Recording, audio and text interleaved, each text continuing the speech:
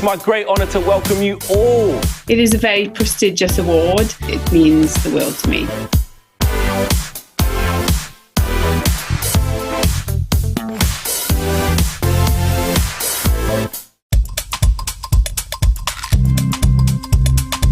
They have great senses of humour. I like to reveal parts of history to them, for I love making history come alive. They are some of the best people that you can come across. To help them open their hearts. I always come back to this quote. How can we be role models to learners if we're not learners ourselves? It's quite useful to get out of our bubbles, not our COVID ones, and sort of see what else is out there. By sharing best practice, we can see the whole picture. We can see what really matters.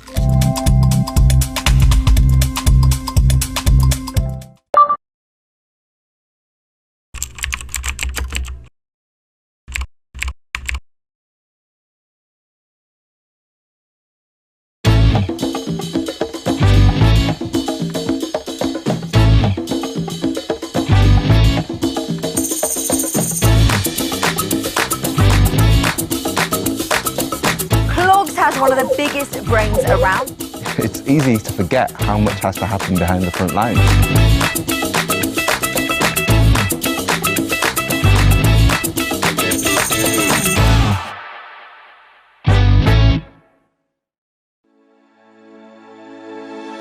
As a global schools group, Cognita educates over 55,000 students across 12 countries. We're proud to be Wellbeing Partner at this year's Festival of Education, and we want to share the work that we're doing to prioritise children's well-being. This starts with a clear understanding of what well-being is. We looked at the evidence and created a simple Be Well Charter that everyone can use day to day. It gives a clear definition of well-being and then focuses on the specific contributors that influence it. Discover our full Be Well Charter video and other resources to use with your students and families at cognita.com. I really try to not look at myself as just a science teacher. I feel like as a teacher, it's very important to help students grow and develop outside of your lessons. A single teacher believing in you and really believing in you. One teacher doing that can have a large impact, but if you have one or two or three all telling you that and really, really believing in it, it makes you feel like you can achieve anything in the world, honestly.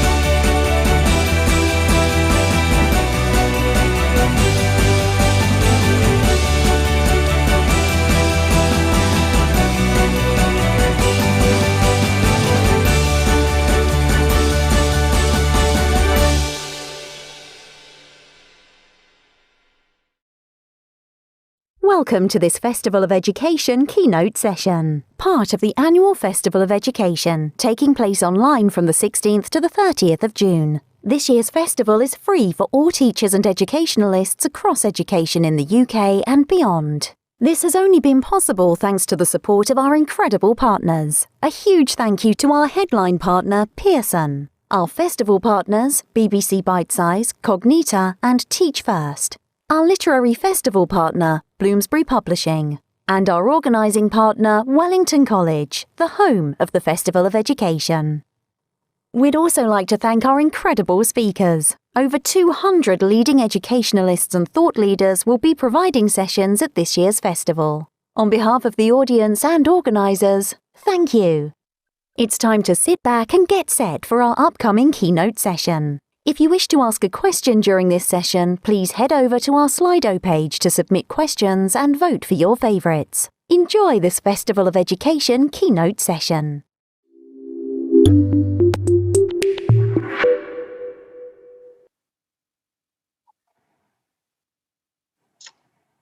And good afternoon, and thank you to everyone for joining us today, and a huge thank you to you, Sir Kevan Collins, for joining me to discuss something that is very much at the forefront of all our minds as educators, the well-being of our children.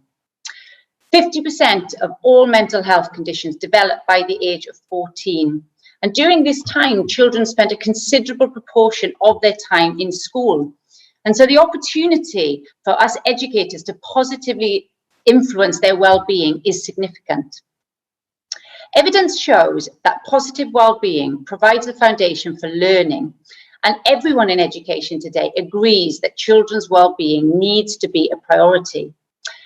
The question we're discussing today, though, is how can we make this truly the foundation of education? We'll start with some discussion with Sir Kevan before opening it out for questions. But by way of introduction, my name is Beth Kerr, and I'm the Group Director for Wellbeing for the Global Schools Group Cognita. We believe that every child has the right to flourish emotionally, socially, and physically, and that the education we provide must help them achieve this in a sustainable and meaningful way. Wellbeing is an area that we are really focusing on heavily, and this is because we know from research that to be effective, schools must take a highly proactive approach to wellbeing. This needs to be a genuine culture that's embedded, promoting ownership and prioritization of wellbeing for all its students. Sir Kevan Collins, I should say. Ensuring that children make the academic progress that they deserve has been the focus of your life's work in education. Going back to your early days as a primary school teacher, your leadership of Tower Hamlets, through to your recent work into the impact of the pandemic on children's learning. But it sometimes can feel as though we're going round and round in circles about children's well-being. We all talk about it, we know it's important, but it feels like every week it brings a new report or research study highlighting the issues that our children and young people are facing. Why do you think that is? Thanks, Beth, and thanks ever so much for welcoming me to this event, and hi everyone. I think we keep going around the circle on this essentially because it's important. And we're learning more. And so, you know, you can think about going around the circle as opportunities to learn. Oh, and as you said earlier, and I think it's a really important point you made, that the correlation between well-being and certain non-academic outcomes we might talk about later and attainment is now really well made. We don't really need to argue that point, that there is a correlation. Where we still struggle and why we still do need more research is on the causation. What aspects, what activities, what can we do in the family, in the home, in the school, in the wider community that promotes well-being, and how can we build stronger causational evidence? And that's coming all the time, and I think that's great that it's coming all the time. The challenge is to sift and make sure we're looking at the best evidence, and we're looking at evidence that can really inform what we do as teachers and other adults that work with children. So I just see this as a rapid learning cycle, and one that's growing because we're learning more and more all the time about how the brain works, how it interacts with your physical well-being and with the opportunities to learn. Yeah, absolutely. I guess I've never thought about it like that, really thinking about it positively in the attention and the research and the evidence is growing. I was thinking, do you think there's something around how we look at and define well-being, because it can sometimes be a bit of a nebulous term, you know, a little bit overwhelming to know how on earth you improve well-being, and it means different things to different people. And I suppose in itself, it's not a construct that can be easily measured. And in Cognita, we have a Be Well Charter, and the purpose of it was to lay out exactly what well-being was. What was the definition we agreed?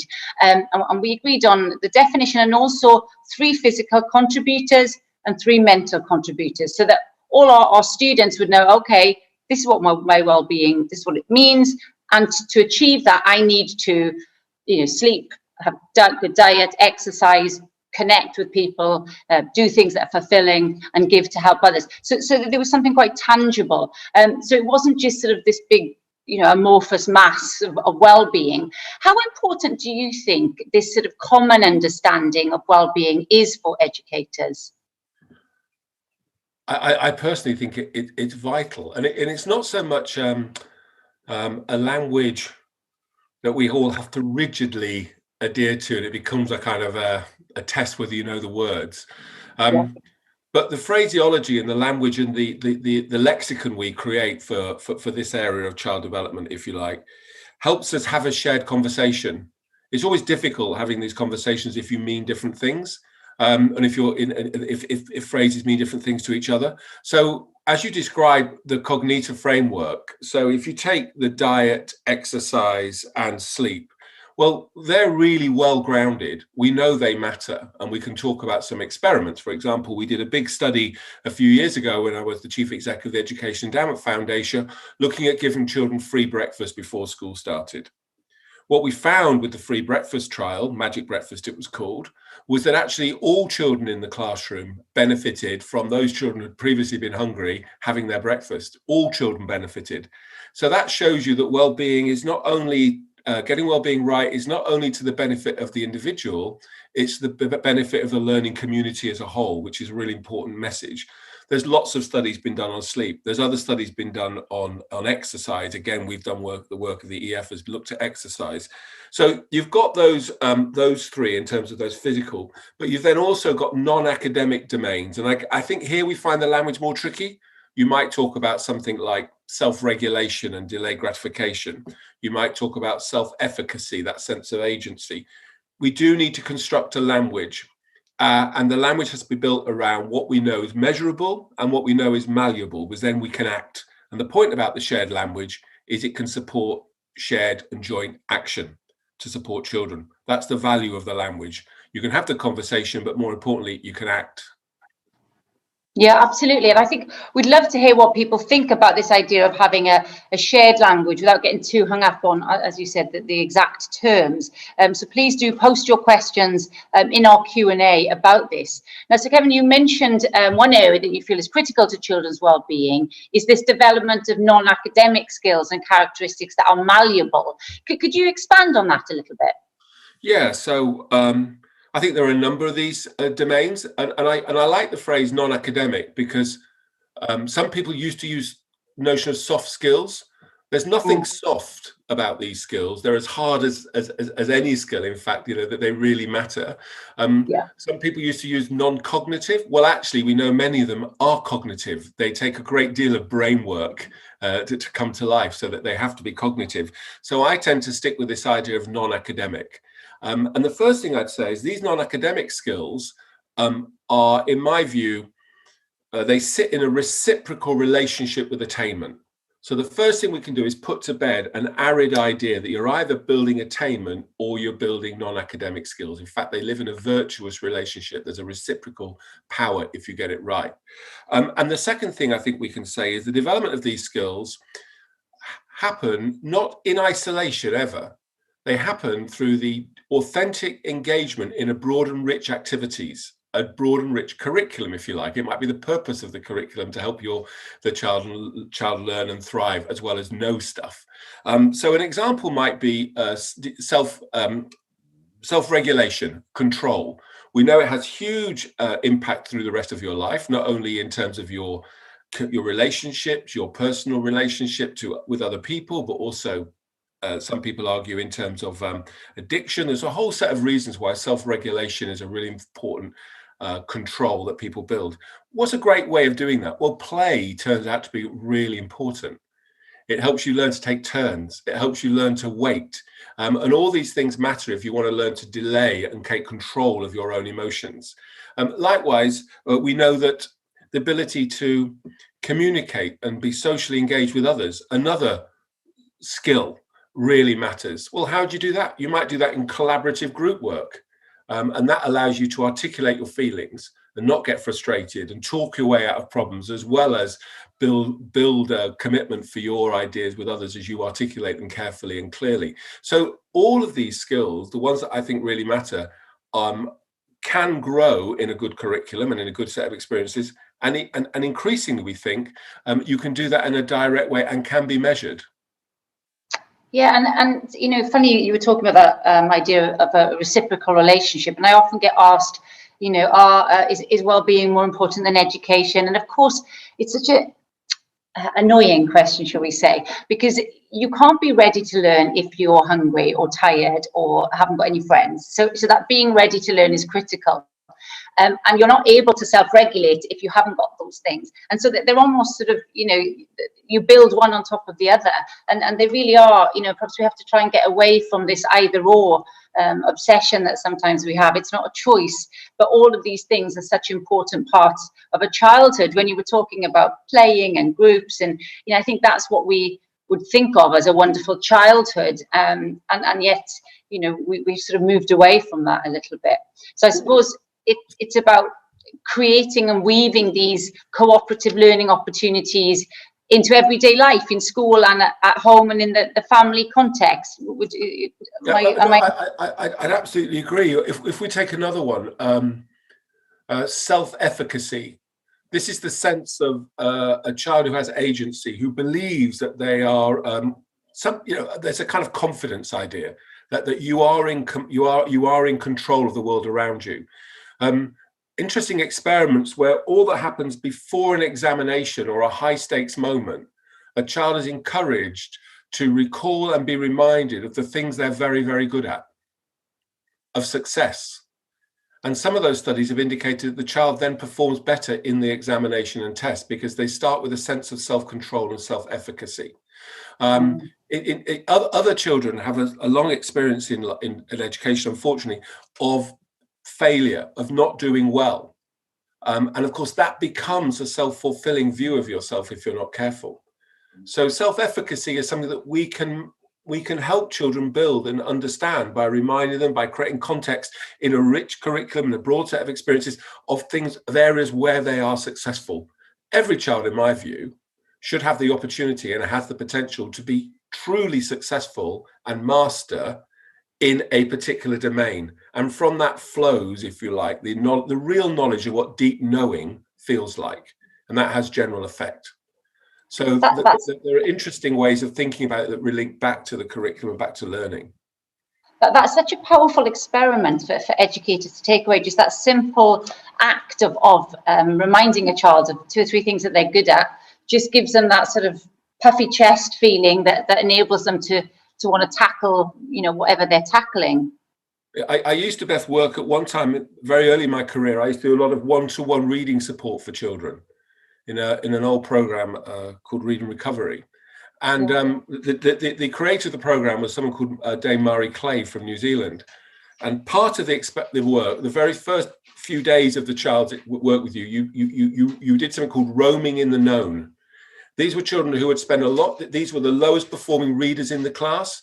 And you spent these days just identifying the few things they knew and just worked with that knowledge, creating flexibility, getting the children to be really secure and fluent. So they had an understanding of what knowing really feels like, control, agency, efficacy, that you then said, that's what it must feel like every time you know something.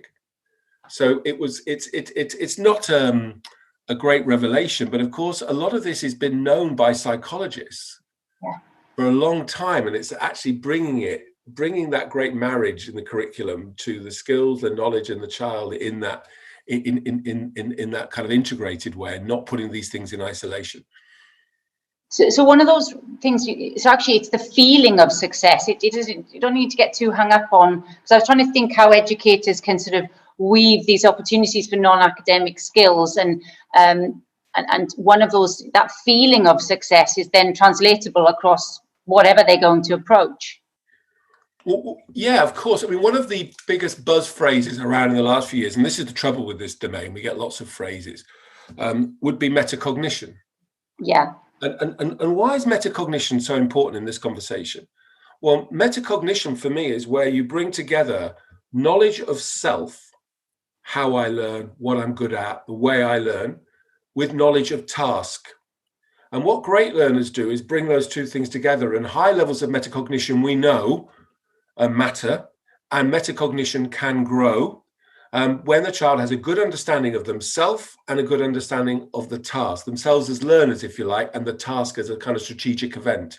And where teachers kick in, and they have huge kind of influence here, is in their work as almost like the best learner in the room. And I'm going to vocalize and model for you and demonstrate how I learn.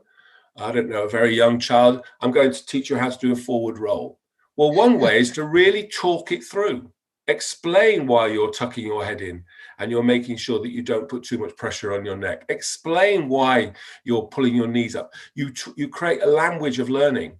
And of course, the language of learning, both internally, the interpersonal as well as the intrapersonal, are hugely important to building metacognition. And again, a malleable set of knowledge, which goes about creating children who feel well because they're in more control of themselves as learners and as people. Gosh, I just had a vision then of trying to teach a forward roll. I'm not sure that would help any child, but there we are. We both do one now, Beth. I suppose really what we're talking about more broadly is that well-being, the well-being of children is not the remit of one person, and certainly of late there's been a lot of investment in mental health and in extra training, and certainly the DSL has a lot on their plate, and they tend to often take the burden of driving well-being. But am I right in thinking really it should be the responsibility of everybody? It's not somebody's job. It's everybody's job. Everybody can contribute and play a role in sort of promoting well-being. But how do we, how can we develop the integration of teaching and learning and some of the things that you've talked about of well-being into teaching and learning? So it's not just sort of this add-on in PSHE or a bit of PE, but actually it integrates into every single subject. Well, I think this is probably for me where the really exciting work should happen. I said earlier that the broad and rich curriculum is the best context in which to build well-being and non-academic skills in young people. But you can go the next layer and ask the question, well, what's the particular contribution of certain subjects?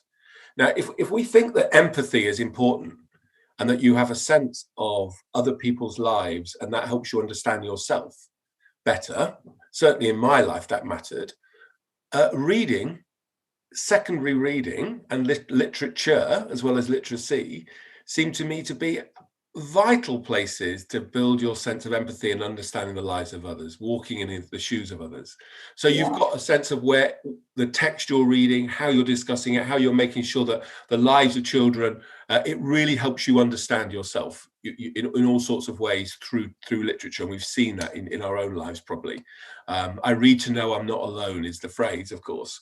Then you take subjects like science, and the need to collaborate and understand that great learning happens often when you're working with others to solve a problem, or geography field trips, whatever it might be. I think you're building collaborative skills. I just think that it's this idea that what we might begin to think about is, where does the subject build its knowledge, critical, and where does the subject make a contribution to these deeper understandings that make you an effective learner? And a happier person. And I think different subjects make a different contribution, and that's why you need a broad and rich curriculum. Yeah, I guess the departmental meetings, if this was the focus of how you could look on at your subject's contribution to these things, they would be some really interesting meetings to have. So yeah, some really interesting ways for people to reframe how they think about their subject and its contribution to well-being. Well, and critically, Beth, before we leave this, I think the other absolutely essential partners in this domain of well-being are parents and families. They've got to be deeply in that conversation with you, and part of that. And I always, when I think about my career at the beginning in working with primary age children, I had lots of conversations with parents. When I started working with older children, I had fewer conversations with parents. And how do we bring parents and the wellness, their understanding of their child, into our, to all teachers in all schools. And I think there's lots of work around technology, the new communications we've seen through the pandemic where parents are online with teachers. I think this is adding more to the dialogue, which is essential for me there. And then the other group we mustn't forget are the peer-to-peer. At key ages in life, they're more important than anybody else, what my friends think. And I think what we've learned in the last 18 months is that, you can replace quite a lot of the teaching with great online learning, but there are some things you just can't replace without face-to-face, without the social interaction, without being out in the playground, without having lunch together, without all that stuff that matters when you're a teenager as well as a child of any age. So, and we've learned that peer-to-peer engagement really helps build your sense of self and where you sit in your own community. Yeah, absolutely. It's going to be a sort of team effort for sure. You talked about the online learning, and I'm sure the parents in the audience will be cringing as I even mentioned the word. But what do you think the experience of the last 18 months means for children's well-being, and how should we as educators be responding now? Well, I don't think we, to be honest with you, I don't think we know. I think it's almost, there's a story for every child here. The story of COVID for children hasn't yet been written. I don't think we know. That's why I think the response to this must be led by and informed by the teachers and schools who know the children. So I think what people have probably been doing in the last term, which I think is absolutely right, is spending time just being with their children, assessing them, understanding what the needs are, where the adjustments to the curriculum might need to be going forward, where the additional support might need to be, and where we need to think about children who have had a particular experience we need to support them with. And remembering that it's not over, that some children are still facing, absence from school, teachers, as well as parents are still facing the consequence of COVID. And some children have suffered loss, as well as teachers. So I think we have to build this up from the child and from the classroom and from the school up. And I'm sure it's quite profound, and I don't think we yet really understand what it means for example, a 3-year-old to have had over a year not being with many other children. Equally, for a 16-year-old not having time out with lots of other teenagers doing what you do and shouldn't do at 15 together as you learn to tackle the world in your own terms as teenagers do and should. Yeah, and I guess what we're really saying there is that the teachers, I love that phrase about being with them, and that teachers know their students, better than anybody, and they will be able, probably the best place to sort of monitor and adjust and give us feedback on that last question about what impact has it really had on them and how we should be responding. Yeah, great teachers know their children, exactly. and they know, in ways that are way beyond stuff that's easily measured. I mean, one of the challenges about well-being, I think, is that increasingly the evidence is pointing to, and we all know about its value. But what we don't want to do, in my view, is then create some kind of national measure of well-being. But we do at schools, of course, want to have instruments that allow us to understand that what the environment we're creating and the curriculum we're providing is allowing all our children to thrive. And how do we know? So we have to be ready to assess at our own local level, at our school level, without that being a heavy hand, I think. Yeah, and interesting you just touched there on the sort of measurement of well-being, which, as you said, is very difficult, impossible to measure as a whole thing. But do you think we perhaps could be overcomplicating things without even addressing the basics?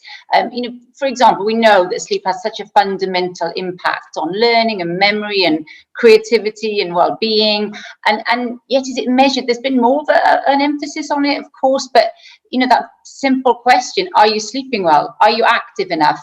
Those are things we could measure, because we do at least know what the recommendations from the World Health Organization are for those different things.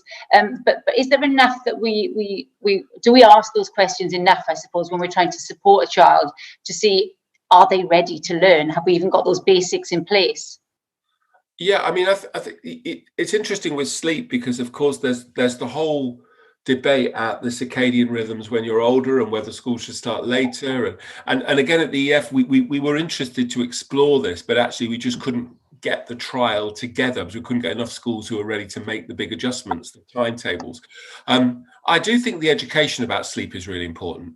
We haven't managed to prove that there's a way of doing that which leads to the change, but the knowledge about sleep for some people is just not there. So knowledge matters. And that's the first step. That doesn't necessarily change behaviors, but it's an important start. So I think it's important that we're clear to children about the stuff we do know, what the duration of a good sleep should be, the impact of blue light or of using a phone late at night, the rhythm of going to bed and what works and what doesn't in terms of promoting good sleep. Interesting, colleagues at Melbourne University who I was working with a few years ago were talking about the fact that when they asked parents about sleep, a confidential service was created. They were overwhelmed by the number of parents that said, you know what, my child is now 5 and 6 and we still don't get good night's sleep. One of us has to sleep, with them or on the sofa and all the rest of it. And that has huge implications for family life, which they're not through. So I think it's great that we're talking more about this. Exercise again, there's lots of work going on around that when you think about the mile a day before school and all that sort of stuff. Yeah, absolutely. And certainly some of the evidence I was looking at shows that I think it was something like 70% of parents estimated that their teenagers were sleeping the correct amount, and they weren't. And so, it's that knowledge and empowering, certainly as they get older, the students to kind of, for the penny to drop for them, to be making those connections between lack of sleep and, poorer relationships or, poor grades or whatever it is. Yeah, going back to your very first question, Beth, this is again why the circle keeps going round. We've got the correlations. And people just keep investigating, sometimes with little gadgets and gizmos you wear, and just, how do we actually change the behavior? What activities, what machines, if you like, can encourage someone to have a better night's sleep? I think some of it is probably, like you say, much simpler than we think, but people will keep exploring that. And I think in a way that's useful because we know it matters. Yeah. Well, look, we're in the middle of such a changing, turbulent time. It does seem like the perfect opportunity to focus on well-being. But what is the risk if we don't prioritise well-being? Well, I think the risk is. I mean, the risk is huge. I mean, but great teaching has always, even if it hasn't been articulated the way that we're doing it, and who's to say this is the right way to articulate it, has always understood that you are. This event is about the child being ready, about the child thriving, and about the child learning and knowing. I think it's probably a mistake to think we've suddenly just landed on this when historically teachers and educators, of throughout time have understood that the whole child matters and that the broad curriculum matters. And even if it wasn't being spoken of as directly as we're doing it now, well-being was part of that provision. So I think we've always known you have to.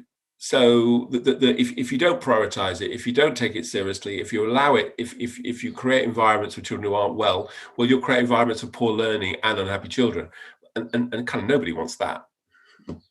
Yeah, of course. And then they become adults who are, struggle with their well-being, and so the circle continues. Thank you very much, Kevan. You've raised some really interesting points, and certainly something that stays with me is that idea of well-being. When you improve a child's well-being, it's not just that child, but it's the other children, it's the teacher, it's their family, and so it really does benefit the whole learning community.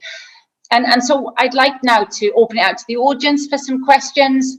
And I do understand that there will be lots of interest into Kevan's views more broadly following recent events, but we're really keeping the focus of the discussion on the topic here today about practical tips to make well-being the foundation of education. So I'm going to try and pick up some of these questions. Right, hang on. So the technical bits, okay, and I might might go wrong here. Okay, so one question we have touches on measurement, and we did talk about this a little bit earlier. In measuring social and emotional learning skills, how do we avoid oversimplification, or they're becoming just another thing that schools and teachers can fail at? Yeah, it's a great question, isn't it? I think the very fact someone asked that question reveals that they understand that that's the risk. And I think that the reality is, and I'm not going to point to a perfect measure or a perfect tool. One of the things I would recommend, though, is that again, I'm not overly plugging it, but on the EEF website, there's a section which is what do we know about the measurement of key areas of non-academic learning? What instruments are there? How psychometrically valid are they, and how easy are they to use? And what schools and communities must do is locate the one that works for them. Again, the Early Intervention Foundation is a good place to go for this sort of support and guidance as well. But the risk is, as ever, that we start measuring the things that we start valuing the things that are dead easy to measure, rather than measuring the things that we really value. So, and you can have that overall, but you can have that within a domain. So if you take social and emotional interaction and stick with early years for a moment, one of the best things to do, obviously, is just to observe the children and see how many friendship groups they have and how many people they're engaging with and how many different groups they're engaged with. That will tell you quite a lot about children and their interaction with others and their ability to build those alliances. And interestingly, as children get older, as we get older, there are interesting ways, if this is something you want to do as a school, of understanding the social networks children are in, sometimes even through their social media. How broad, how engaged are children with a range of young people and deeply engaged, rather than just with a small group. You're looking for that kind of information to understand how they socially are engaged. But equally, you create opportunities, don't you? You create opportunities through group work, through collaboration, through drama, through that kind of obligation to be involved with others, and how well do children thrive at that, and how do you support children to do that? How do you teach those skills, which again I think are teachable? And would you say that perhaps that there's nothing wrong with the school really calling out, right, we're going to focus on this is what you can't measure everything, you can't possibly, it's meaningless because you can't do anything with the data anyway. And so actually, having, and that goes back, I guess, to our point about having a shared language and saying this is what's important to us, and we are going to measure that, and that might mean that we can't measure everything else. Yeah, I think of course you have to prioritize. I know that in Cognita, for example, the AS tracker tool is turning out to be a very useful instrument for some schools to understand what does the profile look like. And of course the question is, there's information about the individual, vital, critical, where it really matters. But there are patterns you might see across institutions which tell you something about the environment you're creating as a community for learning, and how you might need to adjust or rebalance the environment over time to support children from different backgrounds, different communities, to engage in different ways. And I think that's a perfectly valid way to think about using, as long as you do it with huge kind of care and sort of professional humility. We really don't know as much as we might want to know about this, so let's tread carefully. But that doesn't mean we don't move towards it, as we should. Yeah, absolutely. Well, I've got another question for you here. I believe that a cornerstone of well-being has to be relationships, yet education policy often focuses on attainment. What are your thoughts on this? Well, I don't personally see those as I don't think there's opposed to each other. There's no doubt whatsoever that relationships sit at the heart of effective learning. Let's take feedback as a little example. The quality of relationship a child has with the teacher has a bearing on the level of trust the child has and willingness the child has to make steps from the known to the unknown, and to listen to and take regard of the feedback. So trust really matters. And trust is a kind of, relationships and trust sit together hand in hand. So, and yet good feedback, taking good feedback, using feedback, we know is one of the most powerful ways of accelerating progress and improving attainment. So I see these things as, in an ideal world, as aligned. It's when they get out of kilter and when you think you can just drive attainment without building relationships, that education suddenly becomes skewed and unhooked. And it doesn't have, we know it doesn't have to be like that. In fact, in most schools, it's not like that. There is a great combination of the pursuit of the highest standards possible for each child, as well as the desire to build and sustain the best possible relationships with children. Again, I think these things go hand in hand. Yeah, they certainly do. And understanding the neuroscience that explains, how children at different ages gravitate towards approval. When you're a primary school teacher, they hang on every word you say, and secondary school teachers, you may feel, they don't hang on any word you say. But if you understand the sort of neuroscience behind that, that really, it can help inform your practice and your communication with them. And so I think, certainly the relationship, you're right, attainment without that understanding of relationships is, it's unlikely to bear fruit. Okay, we've had one other question. Well, I have a few questions on the same sort of thing, and this touches on inclusion in all of this. So we're going to try and look at them together. How does inequality impact the well-being of students when it comes to inclusion, socialization, inadvertent discrimination? What about students who are neurodiverse, have a different style of learning and play? So perhaps I've put two together there. Perhaps if we take the one about the impact of inequality first, and then we look at the impact of neurodiversity. Yeah, I think it's a brilliant question. So the reason I deliberately picked on self-efficacy is this whole debate around why do some children start almost with education imposter syndrome, and yet other children bound into school believing they're entitled and this is all for them and they'll just take it. Yeah. And there is a strong relationship between not always, but there's a pretty strong relationship between your family's wealth and your family's education and your relationship to education as a child. And so when we look at the gaps we see in education outcomes for children from different backgrounds in terms of economic background, this is pertinent to the conversations that's been happening this week. There's something about the promise of education, and particularly some of the white working class issues that are being discussed, that we have to really dig deep and try and understand more deeply, because it isn't necessarily about the behavior of teachers or the decisions that we make. We know they matter and we see variation. But what we really have to understand is what's going on at the family and community level as well. That helps us understand these gaps that we still have in our education system, which are profound. This festival's happening. Obviously, if we were there in the flesh, we'd be at Wellington. We'd be at this beautiful school with these children who are wonderful and full of potential and promise, but often come with a strong sense of already belief and agency, if you're almost verging on sometimes, dare I say, a sort of entitlement. Whereas another group of children might arrive at school with a strong sense of actual low self-esteem, low self-efficacy, particularly in relation to learning. And I think to this question is that different teachers in different schools have to understand how you handle that. Again, it's about knowing your children. But as you say, so much of my work in my life has been trying to understand with those children how you build that sense of belief and confidence to take on the world, because the potential in those children is absolutely there.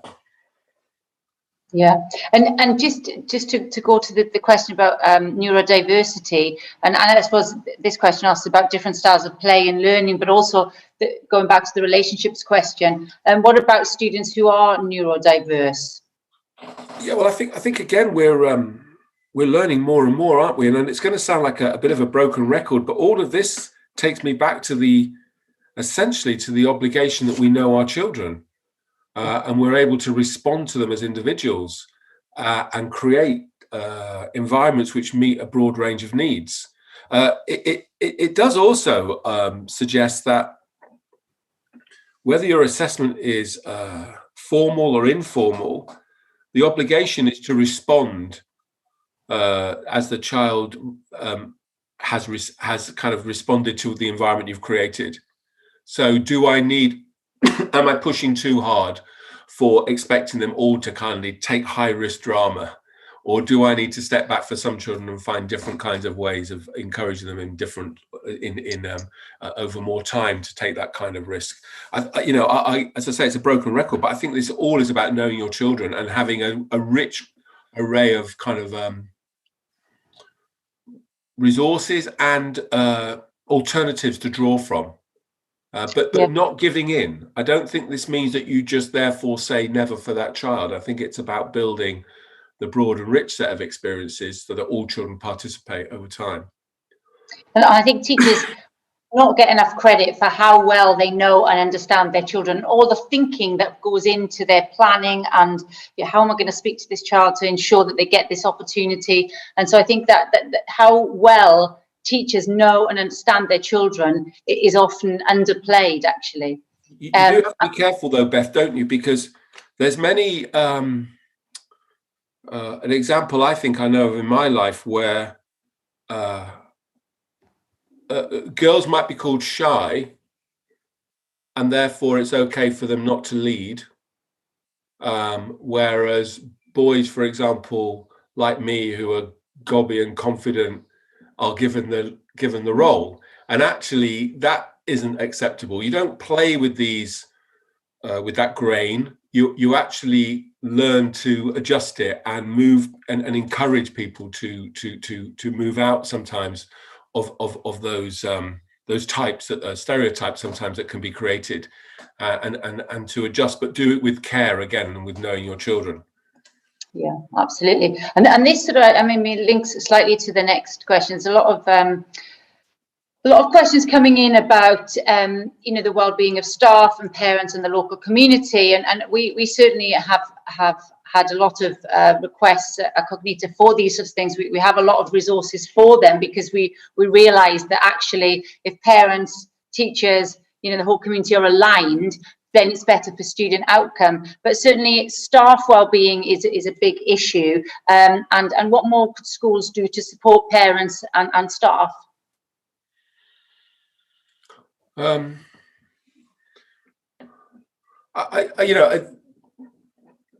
Obviously, staff who are well, who are happy, who thrive, who stay at schools, who want to participate and go beyond, if you like, I think create environments where better learning is likely to happen. There's no value in an unhappy environment for anybody. So and there's so much we can do now in the way that we manage human relationships policies, the way that we support staff professional development and training. We know that really matters to staff, that they feel equipped. You feel well when you feel equipped and empowered to do your job. The way that you support schools, all teachers, with discipline across the school as a collective effort and don't leave teachers isolated.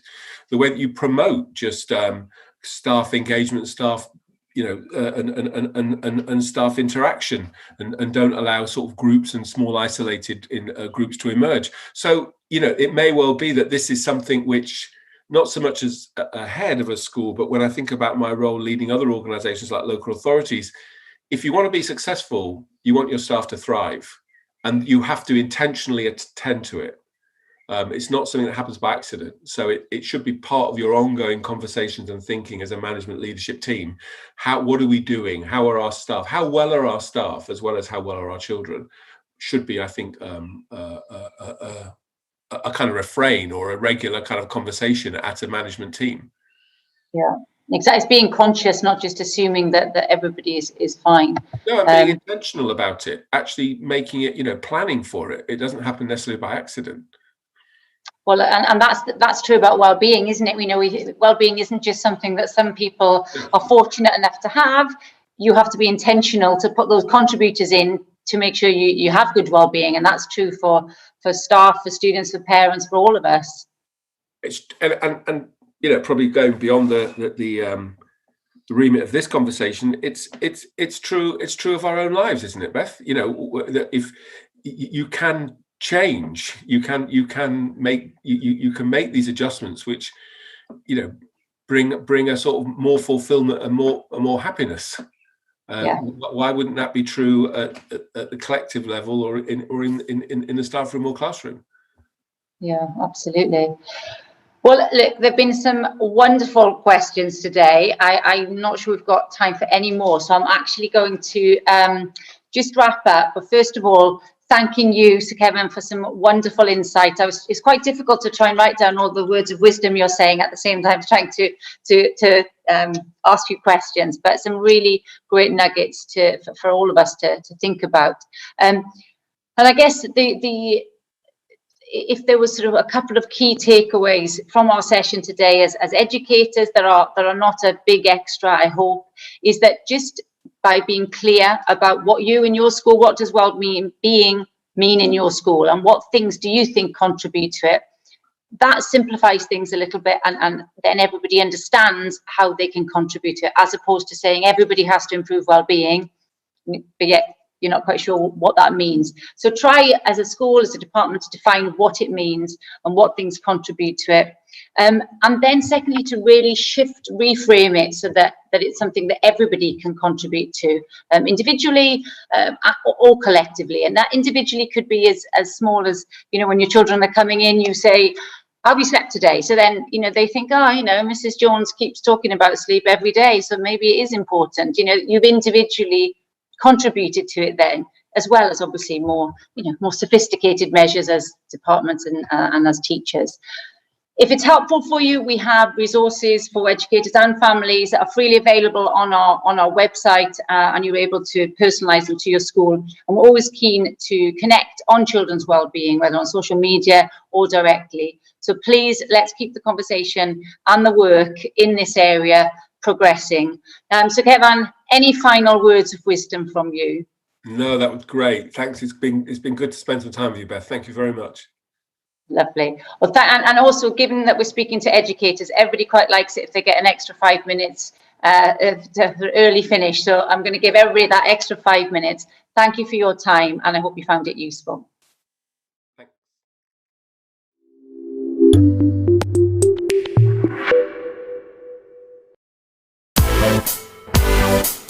It's my great honour to welcome you all. It is a very prestigious award. It means the world to me.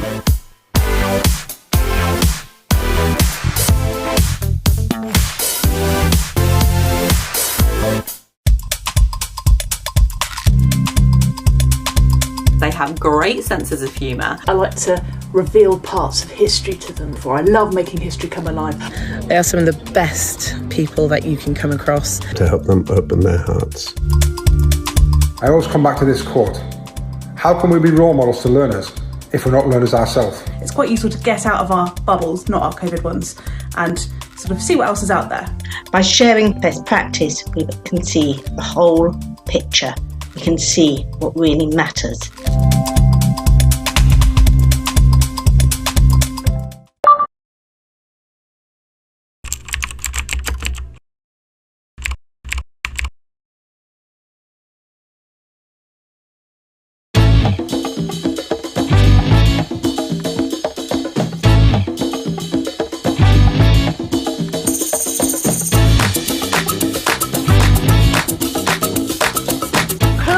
One of the biggest brains around. It's easy to forget how much has to happen behind the front lines.